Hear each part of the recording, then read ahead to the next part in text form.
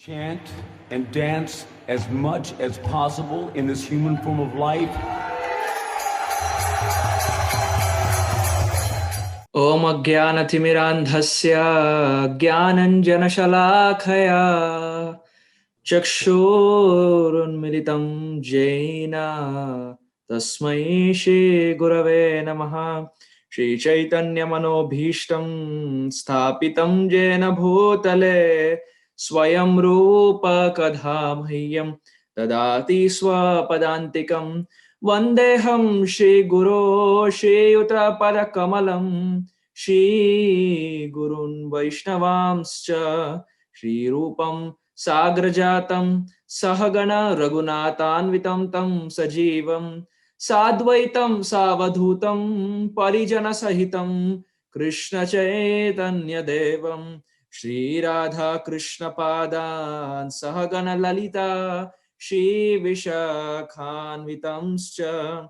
He Krishna Karuna Sindho Deenabandho Jagatpate Gopesha Gopika Kantha Radha Kanta Namostute Tapta Kanchana Gaurangi Radhe Vrindavaneshwari Vrishabhanustute Devi Pranamami Hari Priye. Jai Shri Krishna Chaitanya Prabhu Nityananda Shri Advaita Gadadhara Srivasadi Gaura Bhakta Vrinda. Hare Krishna Krishna Krishna Hare Hare Hare Rama Rama Rama Hare Hare.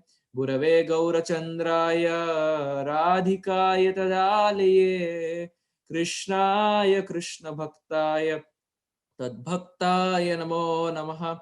Anandalilamaya Vigrahaya Heimavadivya Chavisundaraya Tasmai Mahaprema Rasa Pradaya Chaitanya Chandraya Namo Namaste. Chaitanya Chandraya Namo Namaste. Chaitanya Chandraya Namo Namaste. Hare Krishna. So before I begin, I would want to express my heartfelt gratitude at the lotus feet of His Divine Grace A.C. Bhaktivedanta Swami Srila Prabhupada for very kindly benedicting the whole world with the Hare Krishna Mahamantra, that is the holy name. Finally, I want to express my gratitude to His Grace Hari Leela Prabhu for very kindly inviting me once again back to his Sangha, and all the assembled devotees. I request and beg for your best wishes and blessings so that I can glorify the holy name to the best of my ability. Please accept my very humble obeisances. Vancha kalpatarubhyascha kripa sindhubhya evacha patitanam pavanebhyo vaishnavebhyo namo namaha. Srila Krishnadas Kaviraj Goswami, in the Sri Chaitanya Charitamrita, he says, Vaigunya Kita Kalita Paishunya Vrina Pidita Dainyarnave Nimagnoham Chaitanyam Vaidhyamashre. Srila Krishnadas Kaviraj Goswami, he says, Vaigunya Kita Kalita. He says, I am being bitten. Bitten by what? Vaigunya, by material desires. We see actually Kaviraj Goswami has no material desires. But still Kaviraj Goswami says, Vaigunya Kita Kalita, I am being bitten by material desires. And Paishunya Vrina Pidita, I am having Paishunya, I am having boils of envy. Not the boils of chicken pox, but the boils of envy. Kaviraj Goswami is saying, Vaigunya Kita Kalita Paishunya Vrina Pidita, I am being bitten by material desires and I am having boils of envy. Dainyarnave nivagnoham. He's saying, but I, in utmost humility, I fall into the ocean of humility and beg at the feet of Chaitanya Mahaprabhu to cure me. Why? Because Chaitanya Vaidhyam Ashraya, Sri Chaitanya Mahaprabhu is the original doctor. He is the eternal doctor. And we know doctor means he gives medicine. Doctor means there are two things. He has a patient, and to treat the patient, he gives medicine. So similarly, if Chaitanya Mahaprabhu is the doctor, then we are the patients. And what is the disease that we are carrying? The disease of bhava rog, the disease of repeated birth and death cycle. Janma, mrityu, jara, vyadhi. This is the disease that we are carrying in the heart for lifetimes together.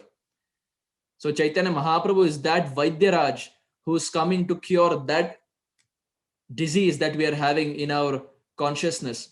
But what is the medicine Mahaprabhu is giving? It is the medicine of chanting of the Hare Krishna Mahamantra. It is the medicine of the holy name that Gauranga Mahaprabhu is coming down to give, to treat the patients of this world. And rightly so, we find that this mood of Chaitanya Mahaprabhu, that is the mood of a doctor, is imbibed by Srila Kaviraj Goswami. The reason is, we find in Chaitanya Charitamrita, Kaviraj Goswami in the first chapter of the Madhya Leela, he describes the whole Chaitanya Charitamrita. He describes the whole Madhya Leela and the whole of Antya Leela also, just in the first chapter. So if someone is reading for the first time, they may have this question that why is Kaviraj Goswami describing everything in just one chapter? And the answer to that is because when Kaviraj Goswami was writing Chaitanya Charitamrita, he was in his 90s. And every day was such that Kaviraj Goswami did not know whether he would last the next day to write Chaitanya Charitamrita. So in this mood, Kaviraj Goswami thought to himself that if I don't last to finish the whole of Chaitanya Charitamrita, then the whole world will be bereft of this jewel. So let me write the whole of Chaitanya Charitamrita as a synopsis in one chapter itself. So this is the reason in the first chapter of Madhya Leela, Kaviraj Goswami, for the benefit of the whole world, he writes complete synopsis of the Chaitanya Charitamrita.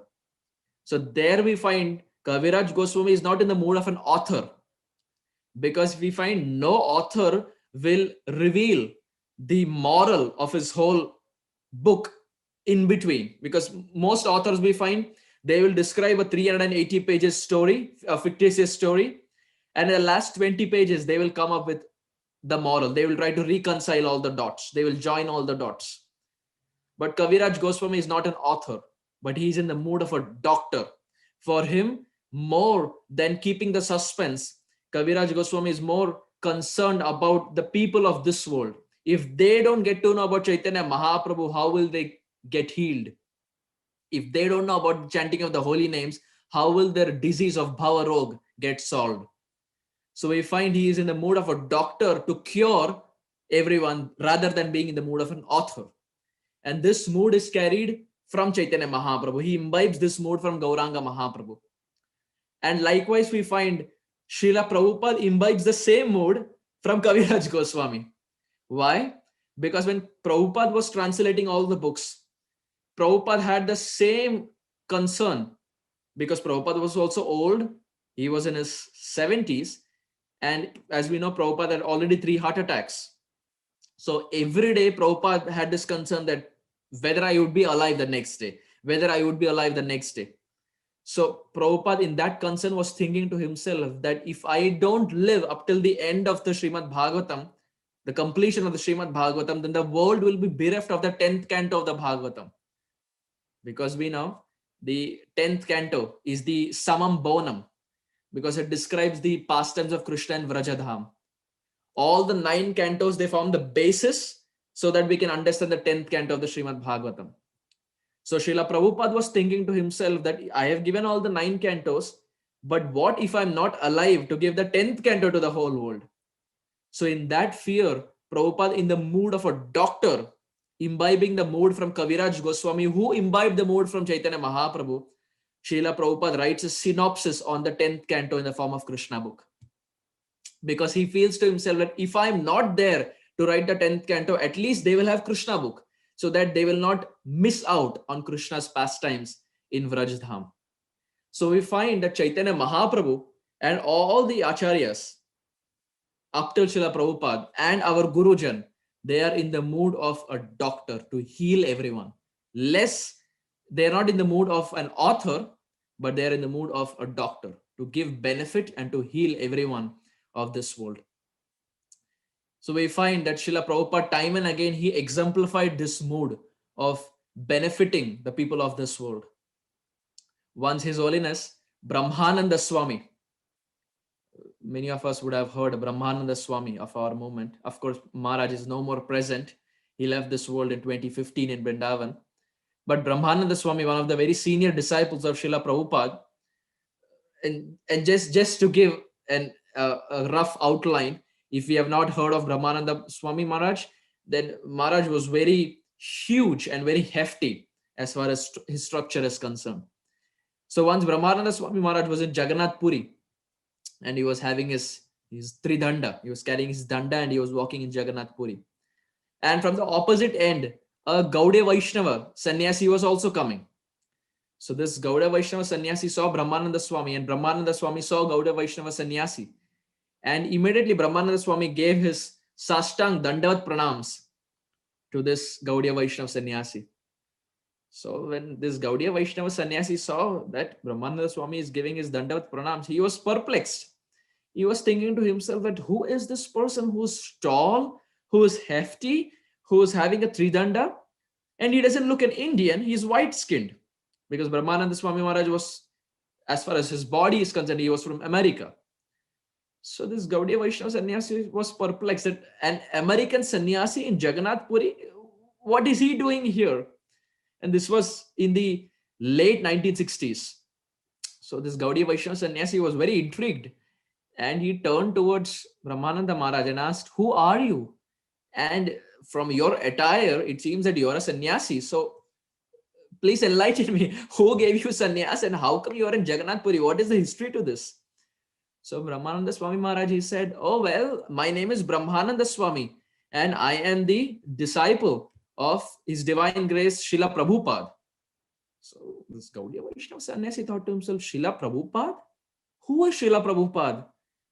I have been meeting so many sadhus around the world, but I have never heard Srila Prabhupada. Who's Prabhupada? Can you tell me more about him?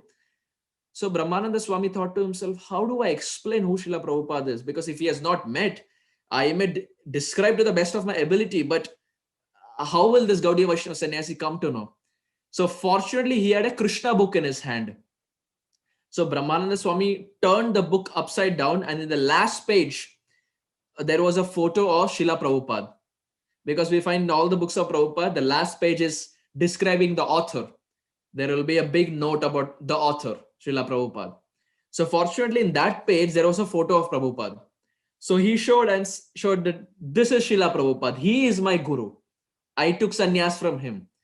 So this Gaudiya Vaishnava sannyasi saw closely and he said, "Oh, Abhay Babu. You're talking about Abhay Babu." So Brahmananda Swami Maharaj said, "Yes, Abhay Babu. We call him Srila Prabhupada." So this Gaudiya Vaishnava sannyasi said, "Please come with me. I have to tell you something very important." So Brahmananda Swami Maharaj, he obliged. He said, "Okay." And he took Brahmananda Maharaj to his kutir. And he said, many years back, when your Maharaj, when your Srila Prabhupada, that is Abhay Babu, was in Mumbai, we were all, he would have his pharmacy business. And many times at night, we would all go to his house and we would discuss on the Shastra. So once it so happened that we were discussing on the Shastra, and because Abhay Babu would have his pharmacy, he would throughout the day, he would be busy in his pharmacy work. And at night he would come, and the remaining rounds that would be there, he would keep chanting. So we would be upstairs discussing the Srimad Bhagavatam and the Srimad Sri Chaitanya Charitamrita, and your Abhay Babu would be sitting down and he would be chanting. And Brahmananda Swami Maharaj was hearing what is coming next. So Brahmananda Swami Maharaj was hearing. And at that time, this Gaudiya Vaishnava sannyasi continued by saying, once it so happened that we were discussing one particular verse from the Sri Chaitanya Charitamrita, one of the landmark verses that is there in Sri Chaitanya Charitamrita. It was the verse of Prithivite Ache Jadi Nagar Adi Gram Sarvatra Prachar Hoye Be Mora Naam. So they were reading this verse as to how this prediction was made by Gauranga Mahaprabhu, that in every town and village, the names of Sri Krishna, the names of Chaitanya Mahaprabhu, the holy name of Hare Krishna, Krishna Krishna, Hare Hare, Hare Rama, Rama Rama, Hare Hare. as to how the holy names will be spread in every town and village. So when they were discussing this verse, they thought to themselves that who is that personality who's going to preach? Because Saraswati Thakur has already left this world, and most of his disciples, they also tried to go to Germany and Europe and England and so many other places, but somehow they couldn't fulfill this prophecy of Chaitanya Mahaprabhu. So they were all discussing to themselves, and they had a discussion as to who will preach, who will fulfill this message. And they finally came to a conclusion that probably when Mahaprabhu is saying Prithvi, it means India. Because you see, during those times, the whole world was called as Bharatvarsha. So the whole world was Bharatvarsha, whole world was India. So they were thinking to themselves that probably when Mahaprabhu is saying Prithvi, that time it was India, but now the India is shrunk. So probably it's just in the present day India that Mahaprabhu is referring to, which Saraswati Thakur has already preached, which means this prophecy is already completed. It's already fulfilled. So they were discussing this way, and they were walking down the steps. And in the steps, Prabhupada was sitting. Abhay Babu was sitting and chanting his rounds. And when they were discussing, Abhay Babu overheard their discussion as to how they were discussing whether it will be fulfilled, whether it will not be fulfilled, what is India, whether it is the whole world or it is just the India that we have in the present day. And when Abhay Babu, he heard this whole discussion, he said, when Chaitanya Mahaprabhu is saying Prithvi, it means Prithvi. Mahaprabhu knows the difference between Prithvi and India. We don't have to teach Mahaprabhu what is India, what is Prithvi, the partition. Mahaprabhu knows past, present, future. He knows everything. So when he's saying Prithvi, it means Prithvi, it means the whole world. And then Abhay Babu continued by saying, who will preach, that we don't know. But for sure, it is not going to be any one of y'all. Why?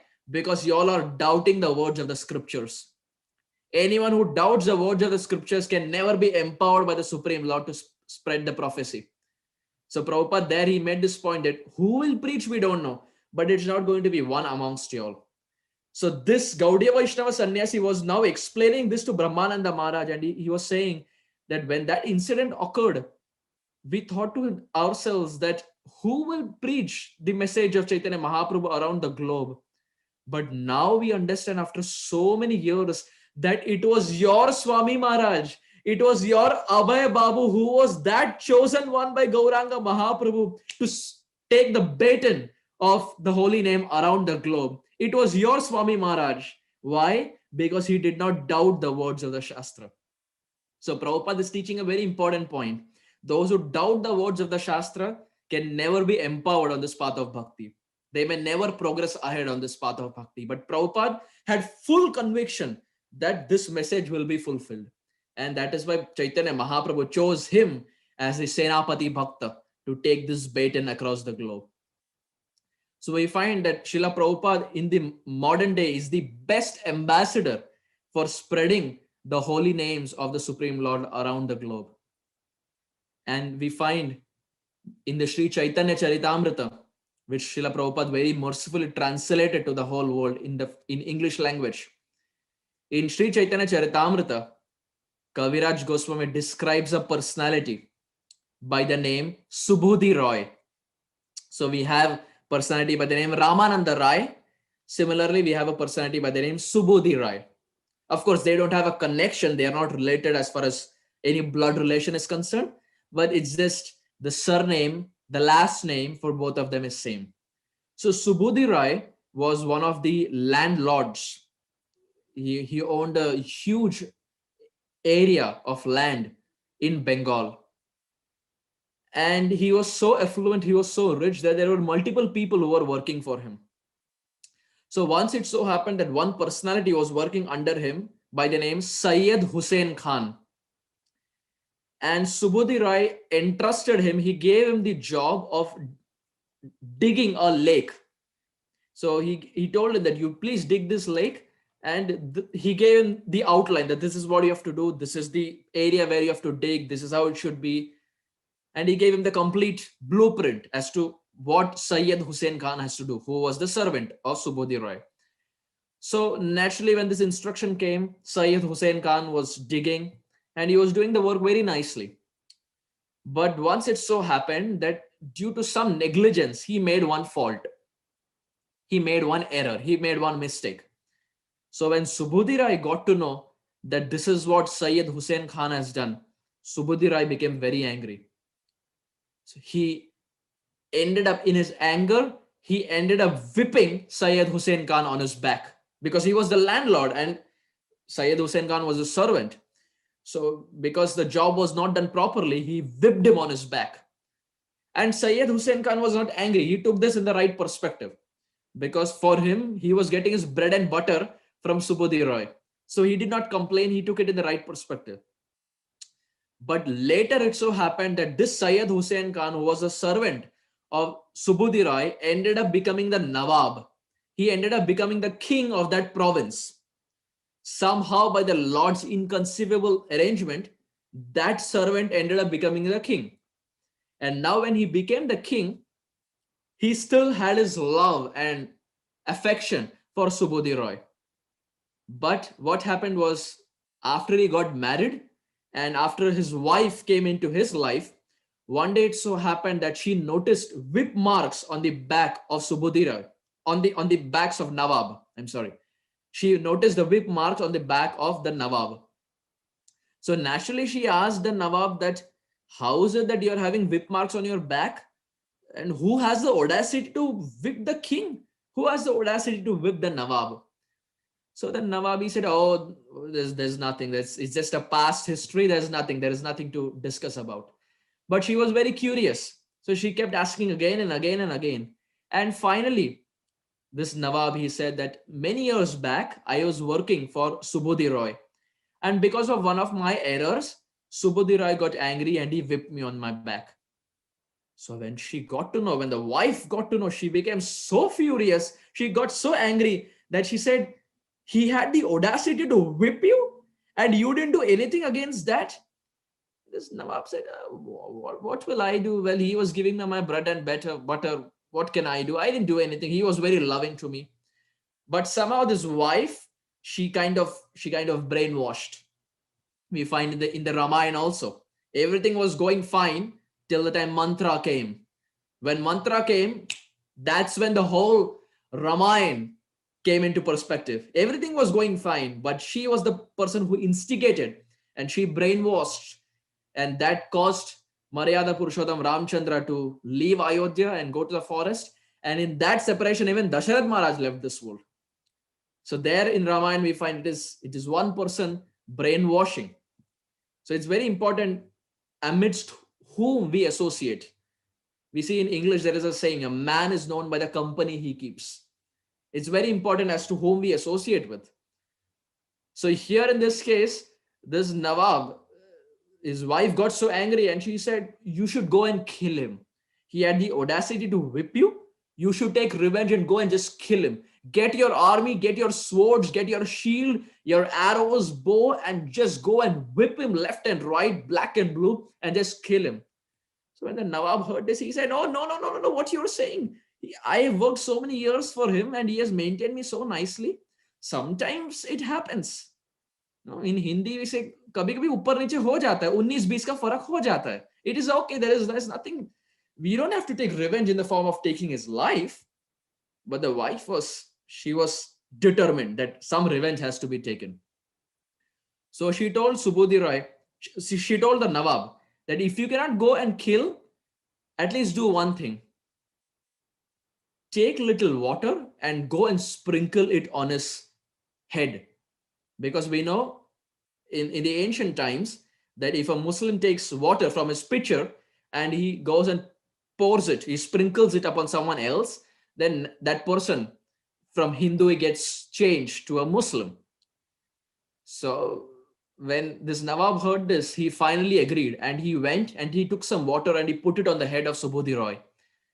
And when Subudhi Rai realized, he understood that he is technically no more the servant of Sri Chaitanya Mahaprabhu, but he was converted to a Muslim. So he didn't know what to do. So he ran to Chaitanya Mahaprabhu, Gauranga, Gauranga, Gauranga, this is what happened. So when Chaitanya Mahaprabhu heard, Mahaprabhu said, calm down, relax, don't worry. And Mahaprabhu gave him a solution. Now, what that solution is, we'll come to it in some time. Chaitanya Mahaprabhu gave him a solution, but he said, implement this solution in Vrindavan Dham. Go to Vrindavan Dham and implement it there. So we find many times Chaitanya Mahaprabhu would encourage many of his associates to go to Vrindavan, whether it is Rupa Goswami, Sanatan Goswami, Bhugarbha Goswami, Lokanath Goswami, Gopal Bhatta Goswami. Tumi jao Vrindavan, go to Vrindavan, take shelter, take residence of Rajadham. So he told Subudhirai also, go to Vrindavan and implement this formula that I'm giving you. So Subudhirai agreed. And Subudhirai started going from one place to another. He went to Prayag and he went to Ayodhya. So he was going to Vrindavan, and while going to Vrindavan, he came across these places. And he went to Prayag, he went to Ayodhya, and he stopped by at the place called as Naimasharanya. We find this place is the most prominent as far as Srimad Bhagavatam is concerned.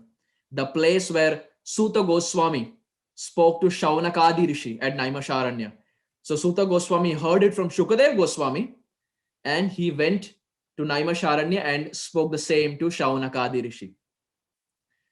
So he was there at Naimasharanya. Now this place of Naimasharanya is very interesting, dear devotees. It is very interesting as to why the sages, that is Shaunaka Rishi and the other sages, Shaunakadi Rishi, why did they chose Naimasharanya as the place to do their yagya? We know they were all assembled at Naimasharanya to do yagnya. And that is when Suta Goswami comes there. But the question here is, why did they choose Naimasharanya? What is so great about Naimasharanya? So here, this question is asked by Vishwanath Chakravarti. And Vishwanath Chakravarti is asking this question, and he himself answers this question. Vishwanath Chakravarti, he quotes from Vayu Puran, and he says that once Brahmaji was in a meditation, and in his meditation, he was thinking about a chakra. He was thinking about a wheel. Now we find for those sadhus who are very exalted, their meditation, whatever they meditate on, gets transformed into reality. Like for example, we have this personality called as Dhruva Maharaj. Now Dhruva Maharaj in Madhuvan, in Dhruv Ghat, was thinking about Vishnu. And it is the meditation, it is the Vishnu in his mind that came outside as a four-handed personality. Likewise, we have the example of Durvasa Muni. Durvasa Muni took one strand of hair and gave birth to a tantric demon. So the point I'm trying to make is, if someone is very powerful, then through their meditation, they can create something. So similarly, Brahmaji is so powerful that he was meditating on a wheel, on a chakra. And his ideology, his philosophy was that he will create the wheel and he will release the wheel. And wherever that wheel, wherever that chakra falls, wherever it falls to the ground, that place will be considered the most holy. That place will be considered the most pious. So with this mindset, Brahmaji, in his mind, he thought of a chakra and he released the chakra. And now this chakra was moving and it was going from one place to another, one place to another. And as we know that a wheel generally has spokes. We find even in car, whichever car we drive, it's not just the wheel, but the car has a rim and the car also has spokes in it. Likewise, this chakra that was released from the mind of Brahmaji had a rim, but it also had spokes in it.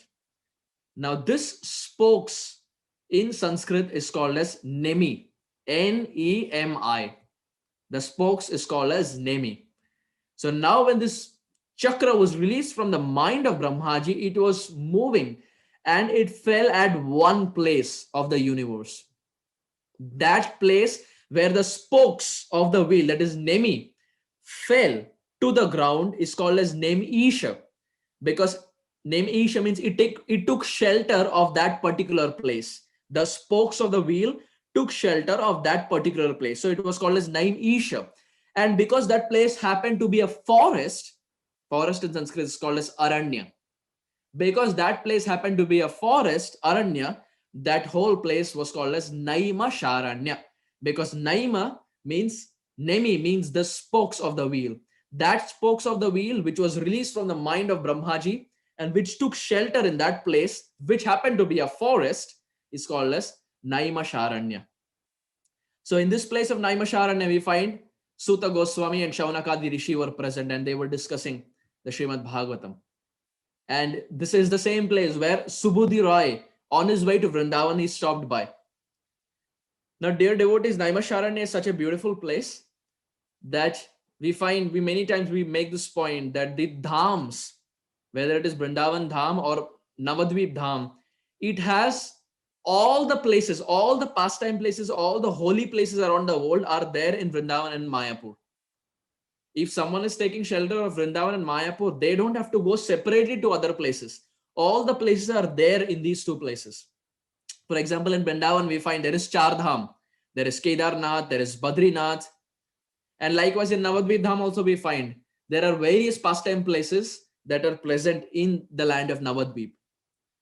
In one of the 9 islands of Navadvip, dear devotees, one of the island is called as Madhyadvip.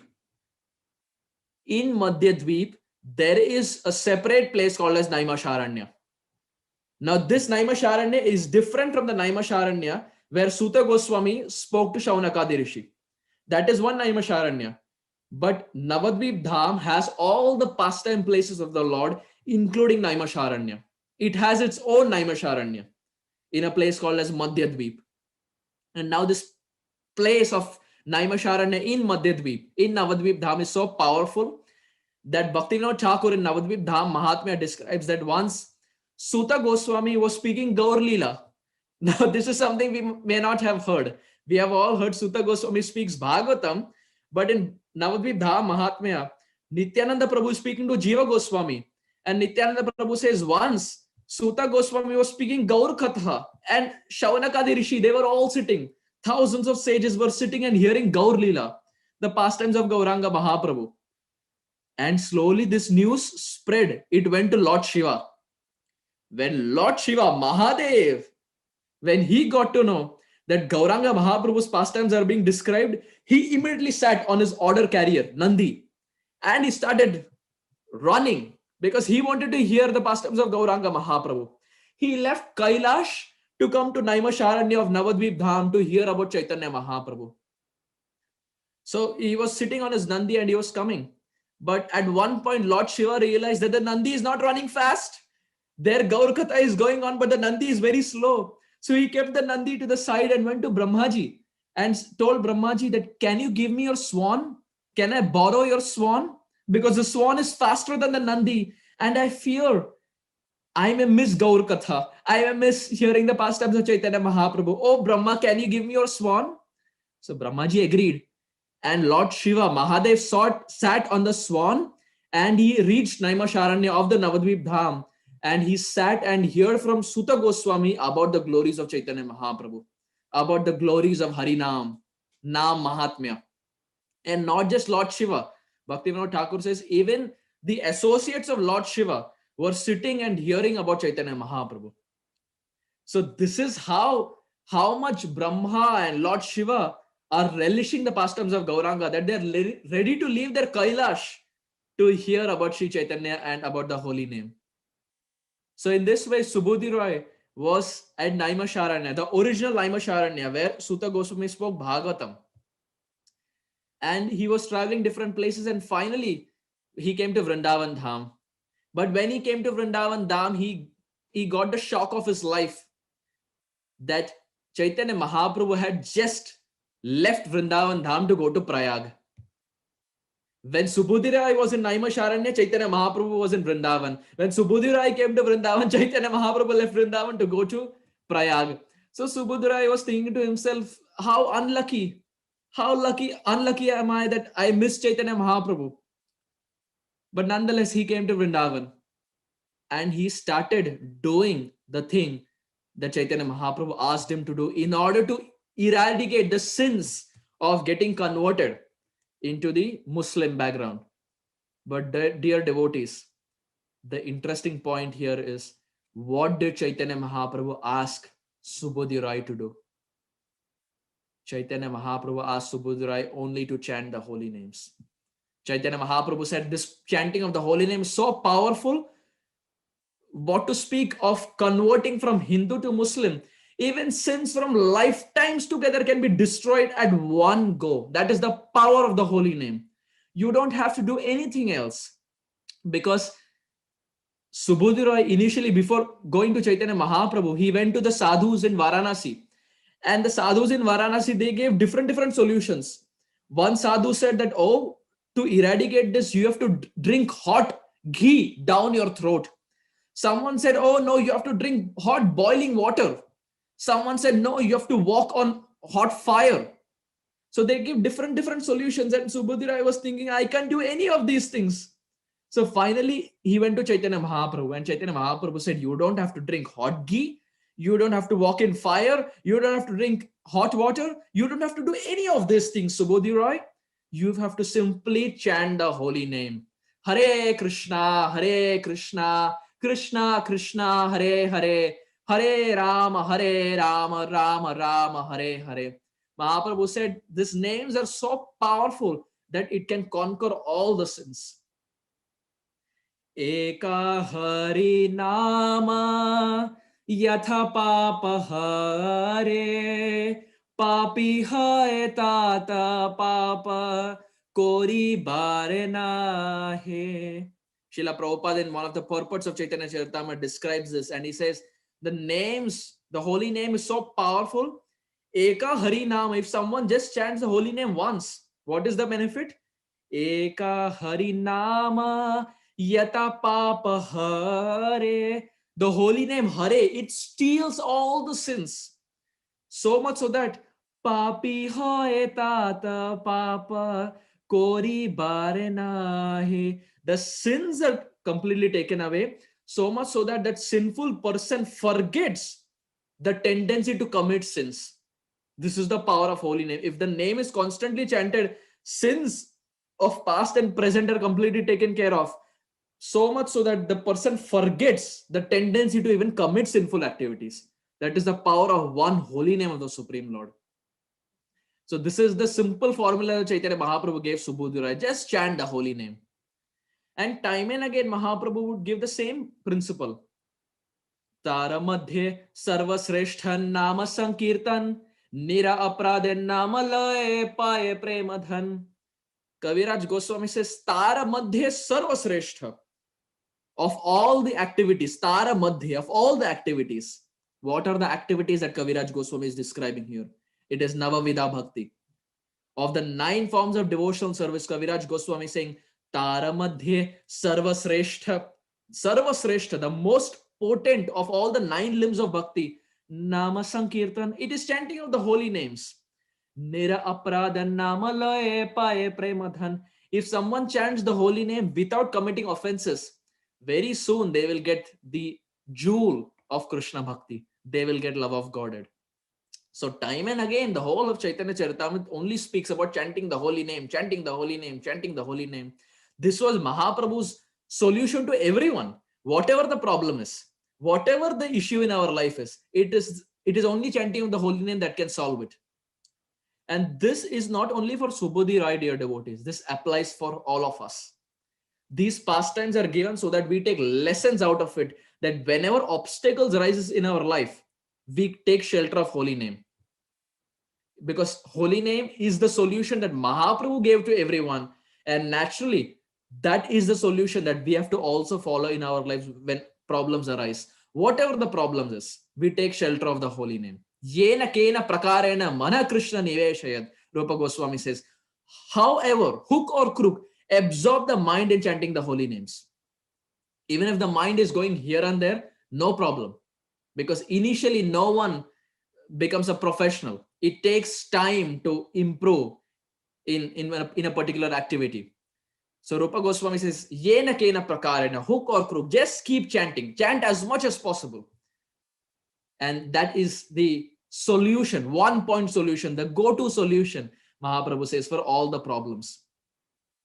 So here we find, dear devotees, that the first lesson, the first power of the holy name that Mahaprabhu describes is, if there are obstacles in our life, if there are problems in our life, then holy name can solve those problems from our life once and for all. We find Shripad Sanatan Goswami, he would do his bhajan in the old Madan Mohan Mandir near Kali there. For those who have been to Braja will know Kali there, the Madan Mohan Mandir. And the old Madan Mohan Mandir is where Sanatan Goswami would do his bhajan. So once there was a Brahmana who was a follower of Lord Shiva. And this Brahmana, he went up to Shiva and said, "Oh Lord Shiva, I am very poor. I have no money. But my daughter is getting married. And there are so many guests who are going to come. And I have to take care of them. I have to treat them well. They are my guests. Athithi Devo Bhava. I have to give them good treatment. But somehow I have no wealth. I have no money. My dear Lord Shiva, you are Bholenath. You are Ashutosh. You can fulfill all the desires. You have fulfilled the desires of so many people in the past, present, future. And you can definitely fulfill this one desire of mine in the form of wealth." So he turned towards Lord Shiva and said, "Can you give me some wealth so that my daughter can get married?" So when Lord Shiva heard this, he said, "Well, my suggestion is you go to Sanatan Goswami. Sanatan Goswami is in Vrindavan. He has wealth that he can give you, from which your daughter can get married. So you go to Sanatan Goswami." So Lord Shiva directed this Brahmana to Shripad Sanatan Goswami. And the Brahmana, he came to Sanatan Goswami. When he came to Vrindavan, he started asking to different Brajavasis, "Oh, where is Sanatan? Where is Sanatan? Sanatan Kothai? Where is Sanatan?" And they all directed him to Madan Mohan Mandir. And Shripad Sanatan Goswami was doing bhajan there. So this Brahmana, he came and he gave his dandavat. And he said that, "I went to Lord Shiva and this is my problem. I want to get my daughter married, but I have no money." And Lord Shiva said, "You have a lot of money." So Sanatan Goswami, when he heard this, he smiled and he said, "I have money?" He said, "Look at me. I'm wearing gamcha. I'm just wearing one loin cloth. What money is Lord Shiva talking about? I have absolutely nothing." And Shripad Sanatan Goswami actually had nothing. He was just having his bead bag and he was wearing gamcha, one loin cloth. So he laughed and said, "What is Shiva talking about?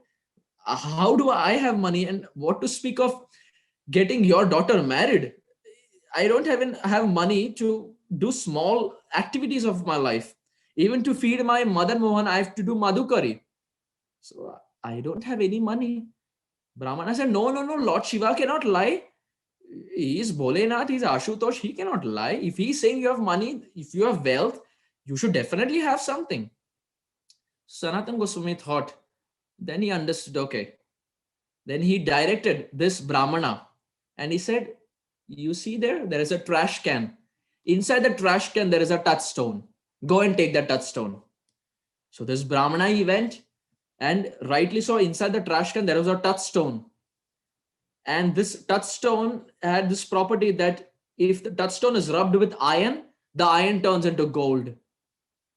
So this Brahmana, he rubbed it with the iron, it turned into gold, and he was fascinated. He thought, well, if I rub it with everything, everything will turn into gold. What to speak of getting my daughter married? Almost 10 generations can live with this touchstone. I don't have to do any work. So he was very happy. And he took the touchstone and started walking. But then he realized, he said, "Wait a minute. Touchstone in a garbage can? Touchstone in a trash can?" He thought to himself, no one will put a touchstone, no one will put gold in a trash can. If someone is putting gold in a trash can, that only means that person has something more valuable than the touchstone. Is it not? It's basic logic. If we are putting gold in trash can, that only means we have something more valuable than the gold. So he came back to Sanatan Goswami and said, "You have put touchstone in a trash can? That only means you have something more valuable than it. What is it?" So Sanatan Goswami said, "I can give you that. You are correct. I have something more valuable than the touchstone. I can give you. But for that, you have to first do something." This Brahmana said, "What do I have to do?" Sanatan Goswami said, "Take the touchstone and put it back in the trash can." Go and put it back in the trash can. So he said, "Okay, I'll do it." He took the touchstone, he put it in the trash can, and he came back. And then Sanatan Goswami said, "The jewel that you're looking out for is the jewel of the chanting of the holy name. Hare Krishna, Krishna Krishna, Hare Hare, Hare Rama, Rama Rama Hare Hare. Shripad Sanatan Goswami said, I may not have wealth, I may not have Lakshmi, but I have Narayan in the form of the holy names. I have Sham Sundar in the form of the holy names. That is the wealth I can give you. So this Brahmana, he thought to himself that, well, that is okay, but how will my daughter get married? If I'm just sitting here in Vrindavan and chanting the holy name, beti ka shadi kaun karega? We see every father has this predicament in his mind that, oh, daughter has to get married, son has to get married, especially for the daughters. So he was thinking that beti ka kaun shadi karega? If I sit here and agar main hari naam jap karu Vrindavan mein baith ke, so that is good, but who will get the daughter married? So Sanatan Goswami said, don't worry. Sanatan Goswami actually initiated him in the chanting of the holy names, and he said, don't worry, holy name will maintain. You just have faith. Holy name will maintain you. So this Brahmana, he agreed. He had faith in the words of Sanatan Goswami.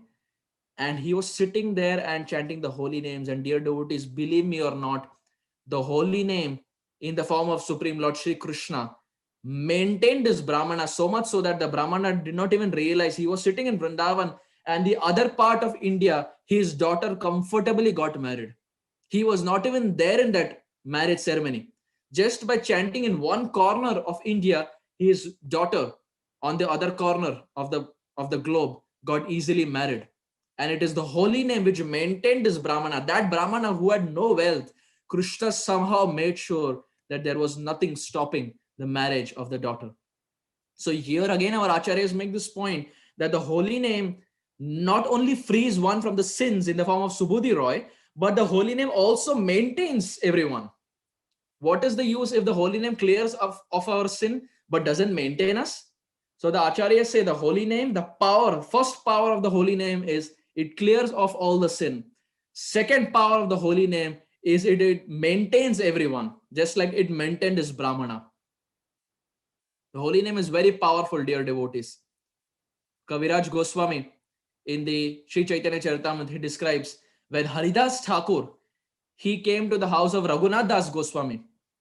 When Raghunath Das Goswami was very small, Haridas Thakur came to the house of Das Goswami. And that is the time when Gopal Chakravarti also came. And as we know, Gopal Chakravarti was very, very scholarly. But his knowledge did not supersede the realizations of Haridas Thakur.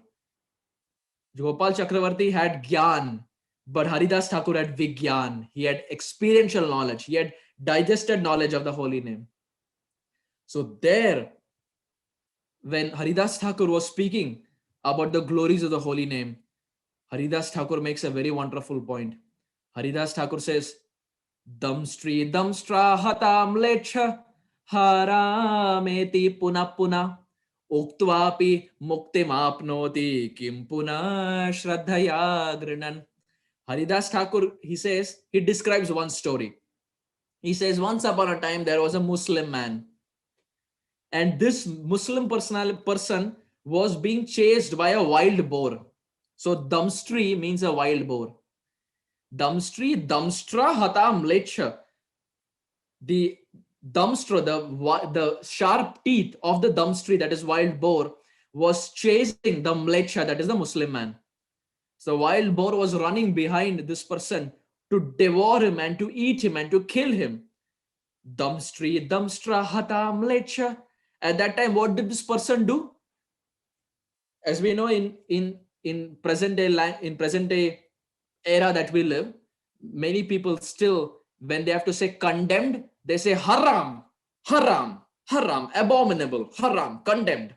So this Muslim man who was being chased by the wild boar, he said haram iti punapana, because the wild boar was coming. So he was again and again saying haram, haram, abominable, go away, haram. But Haridas Thakur says haram iti punapuna uktvapi muktim apnoti. That person, he got liberated. He was saying haram, but he got liberated. Uktvapi muktim apnoti. Kim punaha shraddhaya granan. Haridas Thakur says, if such a personality who's saying haram, haram, is getting liberated, what to speak of that person who's chanting with faith? What to speak of that person who's getting up in Brahma Muhurta and chanting minimum 16 rounds every day? How will that person not get liberated?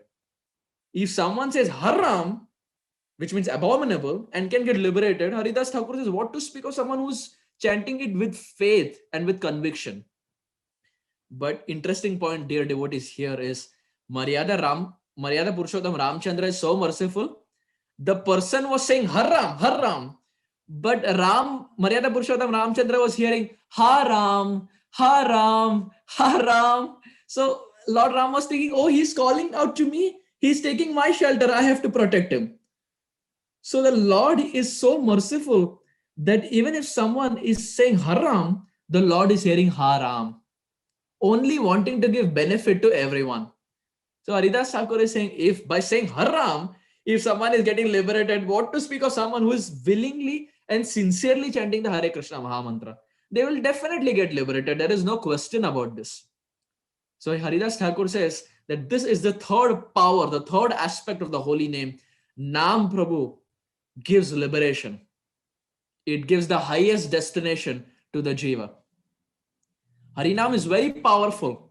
The Puranas describe Gokoti Danam Grahane Khagasya Prayaga Gangotaka Kalpavasam Yagyayutam Meru Suvarna Danam Govinda Kirterna Samam Shatam Shair.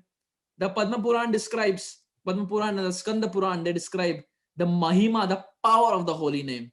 They say, Gokoti Danam Grahane Khagasya.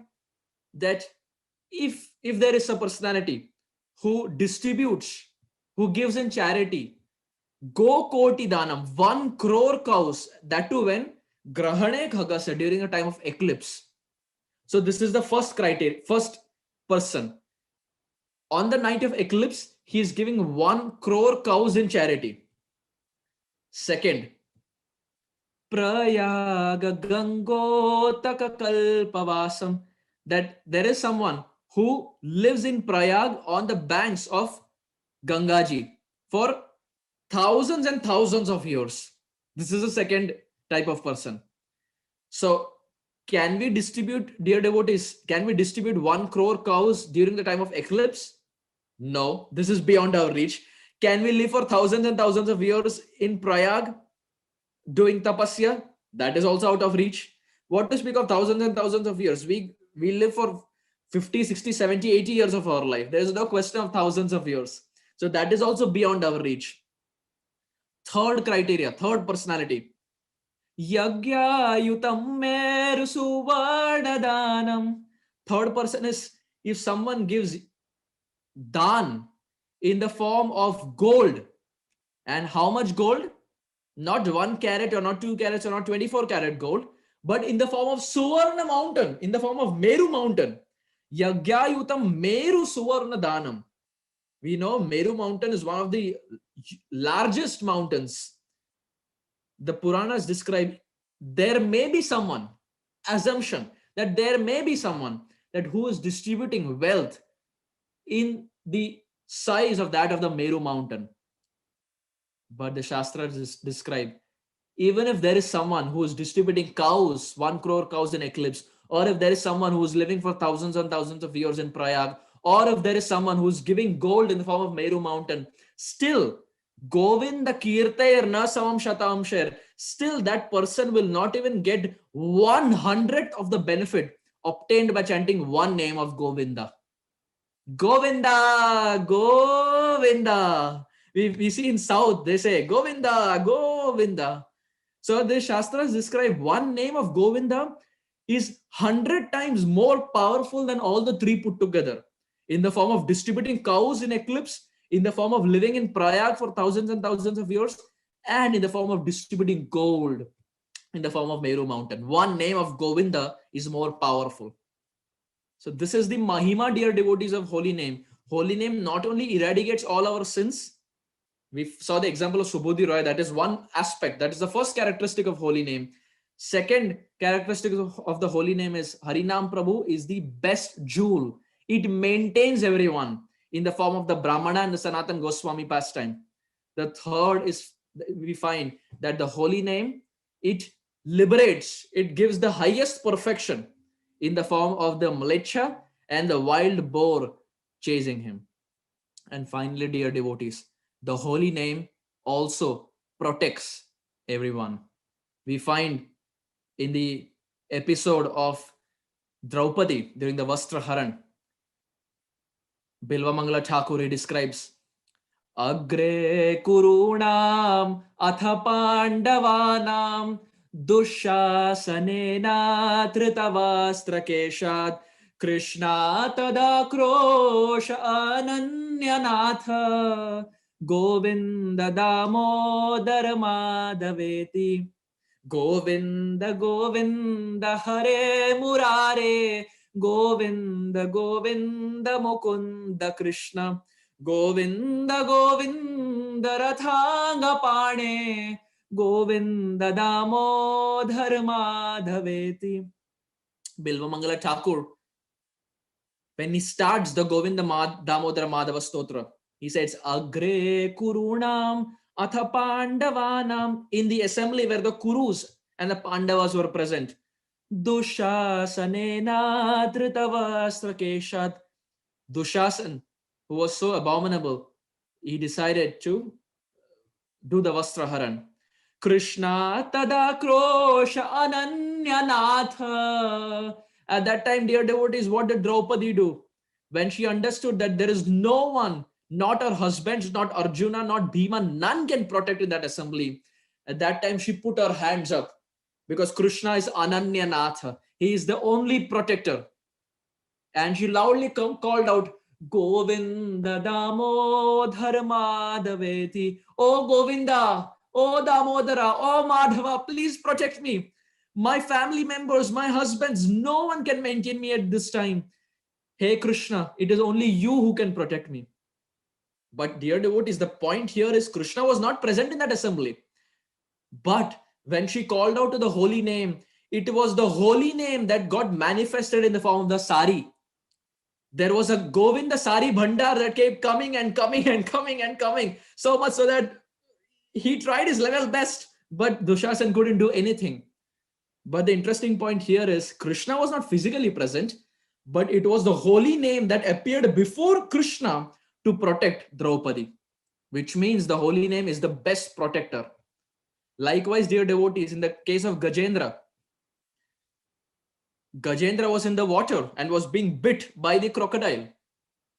Now we find that there are so many elephants that are being bitten by crocodiles.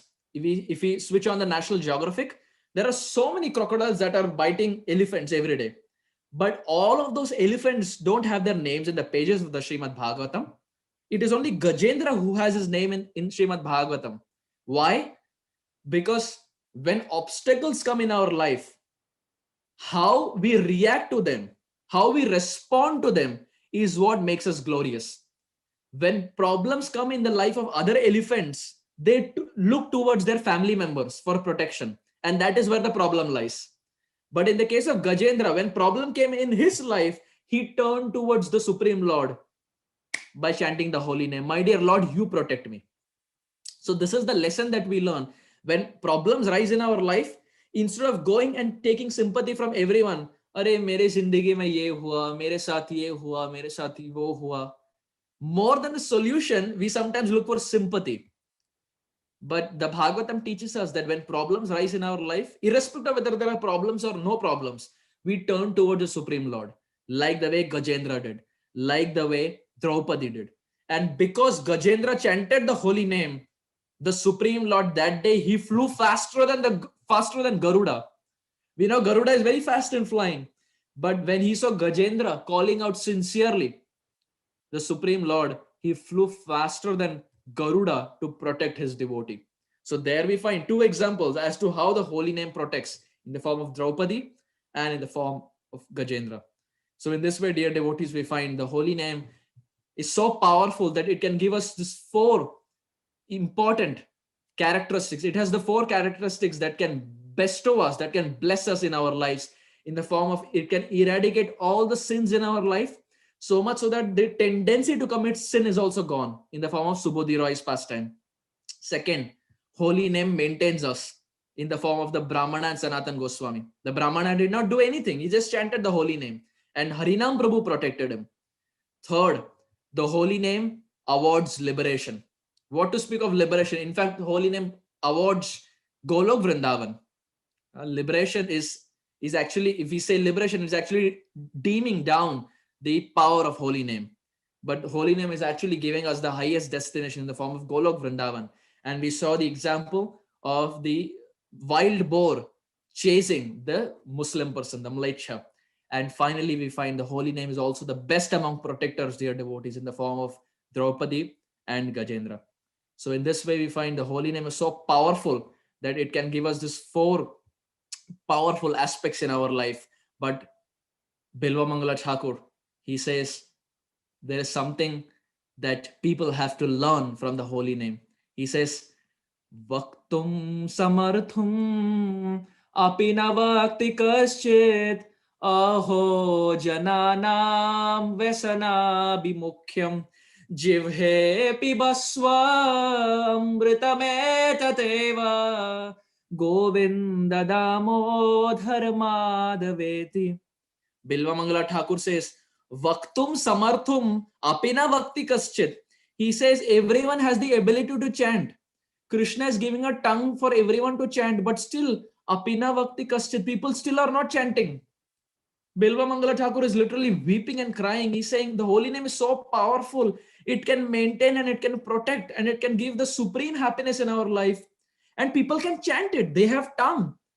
They use their tongue for everything else, but they are not using it for in the right purpose in the form of chanting the holy name. Vaktum samarthum apina vakti kaschid aho janana vyasanabhimukyam. He's saying people are simply wasting time by discussing so many other topics that will not help at the time of death. He says vyasanabhimukyam, they're wasting time.